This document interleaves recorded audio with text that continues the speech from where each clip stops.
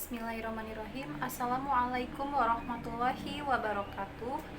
Nama saya Viena Rara Alvenia, dan di video ini saya akan membahas tentang karakteristik bahasa. Nah, sebelum kita memasuki ke materi tentang karakteristik bahasa, di sini saya akan menjelaskan dulu apa itu bahasa. Mengenai tentang bahasa, pasti semua orang berpikir bahwa bahasa itu adalah sebagai alat komunikasi untuk bertukar informasi, dan hal itu memang benar adanya. Dan sistem yang digunakan oleh bahasa manusia tentu jelas berbeda dengan sistem bahasa yang digunakan oleh hewan, karena hewan itu sendiri memiliki sistematik bahasa yang berbeda dengan manusia, tetapi mereka bisa berkomunikasi dengan sesama spesiesnya.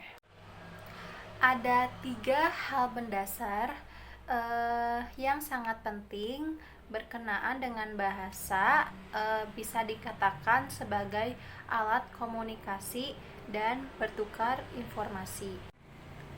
Sedangkan pengertian komunikasi itu sendiri adalah proses penyampaian pesan dan interaksi antara 2 orang atau lebih. Nah, apa saja 3 hal tersebut? Nah, 3 hal tersebut itu yaitu mencakup mode of communication. Yang pertama adalah vokal auditory. Nah, apa itu vokal auditory? Vokal auditory itu adalah vokal diproduksi oleh alat bicara manusia yang memproduksi suara, dan kemudian suara tersebut diterima oleh telinga, ditangkap oleh alat pendengaran manusia. Kemudian si pendengar mengartikan pesan yang diterimanya tersebut. Nah, vokal auditory ini biasanya terdapat dalam interaksi tatap muka dan adanya proses bicara dan mendengar. Contoh komunikasi seperti ini bisa terjadi di dalam ruangan kelas antara murid dan guru, atau bisa juga terjadi di kantor antara karyawan dan atasan, dan situasi lainnya yang bisa termasuk komunikasi tatap muka. Kemudian yang kedua adalah gestural visual. Nah, apa itu gestural visual? Nah, gestural visual ini, atau kita sebut komunikasi gestural visual ini, merupakan jenis komunikasi yang dilakukan dengan cara melihat dan memahami bahasa tubuh. Nah, mode komunikasi yang satu ini biasa digunakan oleh orang yang tunarungu. Biasanya mereka membuat sign dengan gesturnya daripada membuat suara. Nah, gesturnya tersebut itulah yang masih bisa dikatakan sebagai bahasa. Jadi bahasa itu bukan hanya tentang auditory mode, tetapi kita bisa berbahasa menggunakan bahasa visual gestur. Kemudian yang ketiga adalah chemical olfactory. Nah, apa itu chemical olfactory? Nah, ini tuh merupakan komunikasi yang biasanya dilakukan dalam komunikasi hewan, dan bukan mode komunikasi pertama yang dibutuhkan oleh manusia. Nah, biasanya jenis komunikasi ini tuh melibatkan bau-bauan, sehingga indera penciuman bau atau hidung berfungsi dalam mode ini. Manusia menggunakan komunikasi jenis ini tuh dalam berkomunikasi juga seperti kita dalam membeli sebuah barang, seperti membeli sabun, shampoo, deodoran, untuk menghasilkan kesan-kesan wangi-wangian yang enak tercium oleh lawan bicara. Nah, Stimuli yang dihasilkan oleh wewangian secara tidak langsung memberikan kesan-kesan yang terkomunikasikan dan ditangkap menjadi sebuah pesan yang dapat diingat oleh lawan bicara kita. Dan aroma pun dapat dirasa sebagai mesin waktu yang mengantarkan reseptornya kepada kenang-kenangan dan pengalaman yang lama. Karena komunikasi ini bukanlah yang pertama digunakan oleh manusia, maka akan sangat berbeda dengan bagaimana hewan menggunakan indera penciumannya atau olfactory-nya. Hewan akan menggunakan indera penciuman untuk merespon rangsangan bau yang ditimbulkan oleh suatu objek. Tapi pada manusia digunakan untuk mencium bau dari orang lain. Nah, jadi jelas berbeda ya antara manusia dan hewan ya, objeknya pun berbeda. Nah, selanjutnya yaitu bahasa dan sistem komunikasi memiliki fungsi pragmatik. Apa sih itu maksudnya? Nah, artinya itu bahwa pesan-pesan yang dibuat oleh mode komunikasi memiliki makna-makna di baliknya. Nah, pragmatic function memiliki fokus kepada bagaimana kita menggunakan sesuatu sebagai alat, dan manusia menggunakan bahasa sebagai alat untuk mengutarakan pikiran yang ada di dalam kepala kita. Kemudian mentransfer pikiran tersebut ke dalam kepala orang lain. Jadi, jika pesan dihasilkan oleh sistem yang memiliki tujuan tertentu, maka itu dikatakan pragmatic function. Pesan yang diutarakan memiliki tujuan yang bermanfaat kepada siapa yang mengirim atau menerima pesan tersebut. Nah, sekarang alasan bahasa dan sistem komunikasi memiliki tujuan secara pragmatik, maka yang kedua bahasa itu mengandung sifat semantik yang mengandung pesan khusus untuk makna tertentu, seperti contoh dalam bahasa Inggris. Jika saya mengucapkan kombinasi dari bunyi-bunyi seperti ke sebelum bunyi ae dan diakhiri bunyi te, maka itu menghasilkan kata cat. Dan orang-orang yang mendengarkan kata tersebut akan membayangkan atau menggambarkan bentuk dari cat dalam pikiran mereka masing-masing. Kemudian setiap orang akan memiliki gambaran yang berbeda tentang cat tersebut. Mungkin masing-masing dari mereka akan ada yang membayangkan cat itu berbulu hitam, atau cat itu kan banyak jenisnya. Ada yang membayangkan cat dengan jenis Angora, Persia, dan sebagainya. Dan mungkin ada yang menggambarkan bagaimana bentuk telinganya, warna matanya, dan sebagainya. Nah, jadi itulah penjelasan sedikit mengenai tentang bahasa sebelum kita memasuki penjelasan mengenai karakteristik bahasa.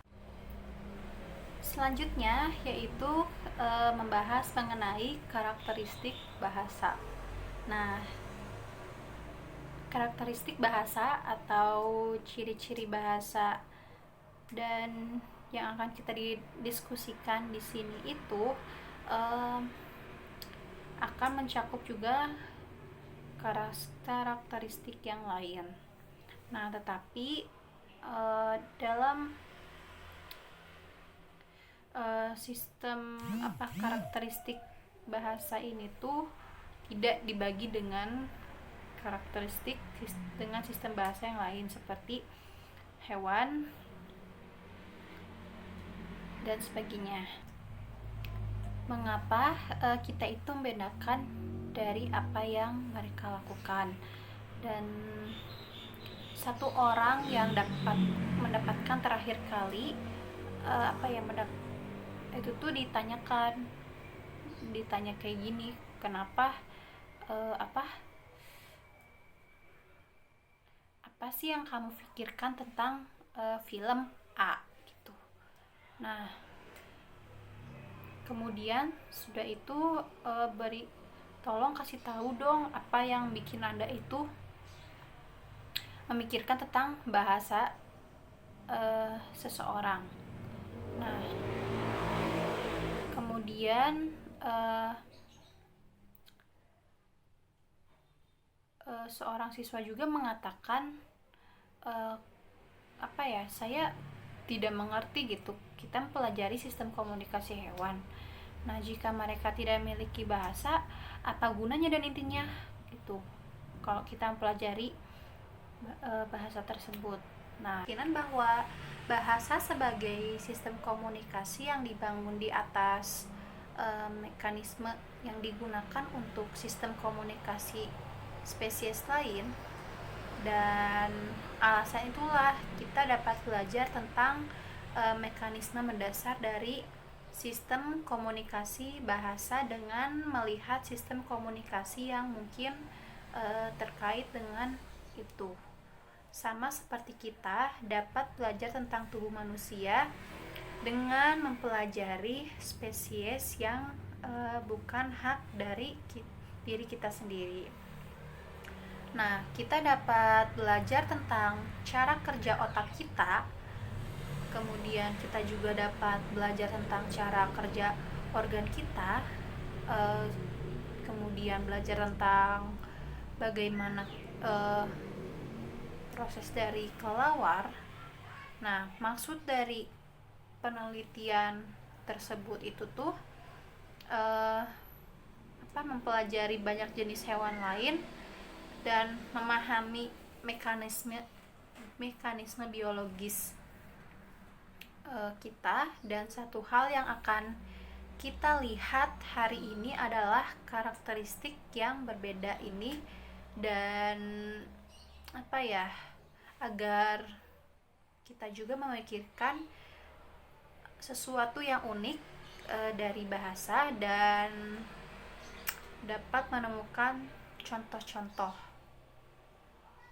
gitu. Dan ketika seseorang bertanya gitu kepada orang lain, apa bahasa yang kita gunakan itu sudah cukup atau belum gitu. Banyak orang yang mengatakan itu cara untuk berkomunikasi. Ya, memang benar sih, memang benar faktanya bahwa bahasa yang sebenarnya adalah cara untuk berbagi informasi. Dan tentu juga ada banyak spesies lainnya yang berbagi informasi untuk satu sama lainnya, sehingga berbagi informasi itu tidak hanya antara manusia dengan manusia saja, tetapi juga spesies lainnya seperti hewan dengan hewan lainnya. Kemudian juga membahas tentang motif komunikasi itu sendiri, dan bagaimana kita juga mengetahui bagaimana melakukan seperti berbagi informasi dan mengidentifikasi 3 cara utama bahwa berbagi informasi dengan member lain dari spesies mereka dan dengan organ-organ lain. Yang pertama, yang merupakan sesuatu yang kami gunakan terutama untuk bahasa, dan yang digunakan oleh organisasi lain adalah mode pendengaran vokal dari komunikasi, sehingga vokal jelas ada hubungannya dengan saluran vokal yang menghasilkan suara. Dan kemudian suara itu diterima oleh telinga karena mekanisme pendengaran yang yang diambil dan kemudian diproses. Kemudian individu yang ditengahi pesan itu datang bersama pesan mereka sendiri. Dan kemudian menghasilkan emisi vokal mereka sendiri yang didengar oleh organisasi lain. Jadi kita memiliki pendengaran vokal ini sebagai sarana komunikasi. Kemudian ada juga visual gestur dan orang-orang yang menggunakan mode pendengaran vokal. Nah, penggunaan mode visual gestur ini tuh sebagai pelengkap. Nah, seperti contohnya ada seorang presenter di depan kalian semua. Nah, posisi presenter ini itu adalah sebagai mode visual gestur. Dia sebagai presenter pasti menggunakan gestur dari ekspresi wajah. Gitu, dan itulah yang dilakukan oleh presenter dalam menggunakan visual gestur. Kemudian hal itu apalagi ya? Secara paralel untuk melengkapi satu sama lain, dan ada kalanya mungkin seseorang itu tidak bisa menggunakan mode pendengaran vokal. Mungkin bisa saja hanya menggunakan mode visual gestural. Seperti contohnya ketika kalian melihat seseorang yang ada di dalam mobil. Nah, kita itu kan gak bisa tahu tuh, gak bisa mendengar dengan jelas apa yang mereka bicarakan, tetapi kita juga bisa melihat dari gestur cara mereka berkomunikasi.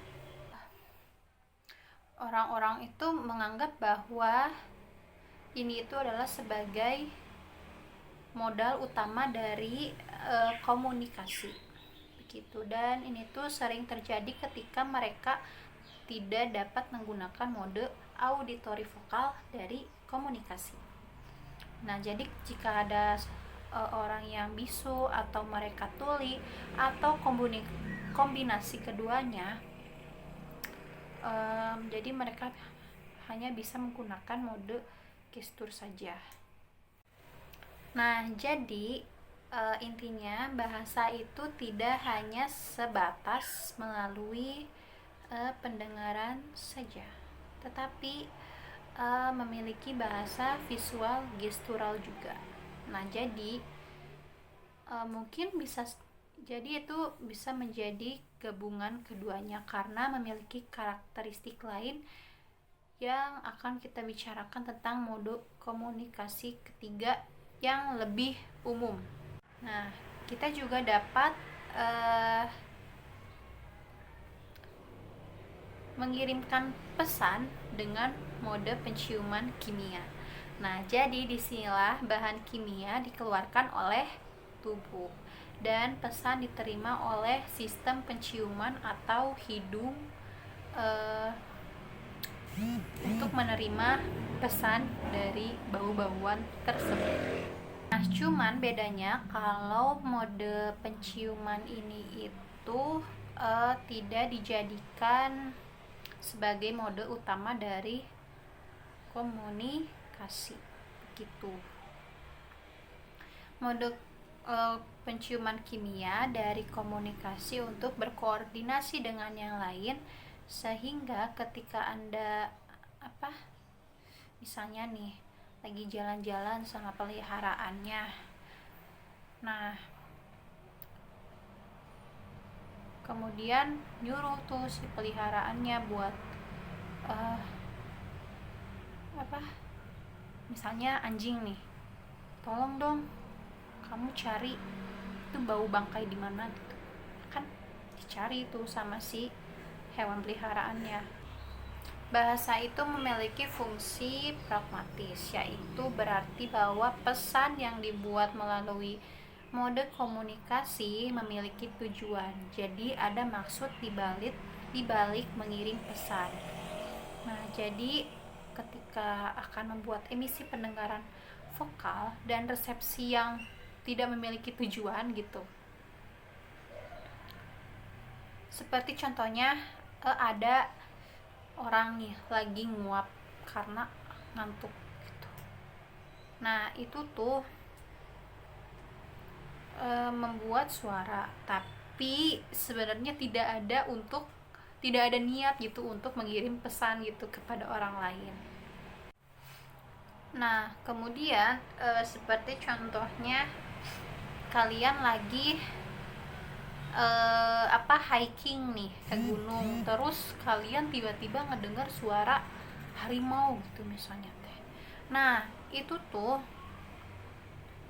berarti kan wah ada harimau nih. Nah itu sama aja mengirimkan pesan, tapi hanya melalui pendengaran kita saja gitu, begitu. Nah jadi itu kayak mengklaim oh kalau ini tuh wilayah mereka. Nah itulah fungsi pragmatiknya sebagai alat komunikasi dengan manusia. Bahasa itu tuh kan untuk menyampaikan ide-ide dari satu kepala kemudian ditransfer ke kepala orang lain. Nah hasilnya itu akan mengirim pesan gitu dan mengirim makna khusus gitu, makna khusus dari pesan tersebut, begitu. Nah maka itu tuh yang disebut tentang fungsi pragmatik pada suatu bahasa. Seperti tadi yang udah dijelaskan sebelumnya nih, ada orang nyuruh gambarin misalnya gambar kucing kan tadi. Nah di setiap pikiran orang-orang itu kan pasti kucing itu beda-beda ya. Mungkin ada yang mereka menggambarkannya sebagai kucing dengan ras Anggora, ras Persia, kucing kampung, Maine Coon dan sebagainya. Mungkin ada yang dengan warna putih, 3 warna, warna hitam, warna abu-abu, kemudian telinganya mungkin ada yang bentuk segitiga, ada yang bentuk bulat, mungkin kumisnya panjang, pendek, hidungnya pesek atau mancung dan sebagainya. Nah jadi sekian video mengenai karakteristik bahasa. Semoga bermanfaat. Mohon maaf bila ada kesalahan. Sekian dan terima kasih. Wassalamualaikum warahmatullahi wabarakatuh.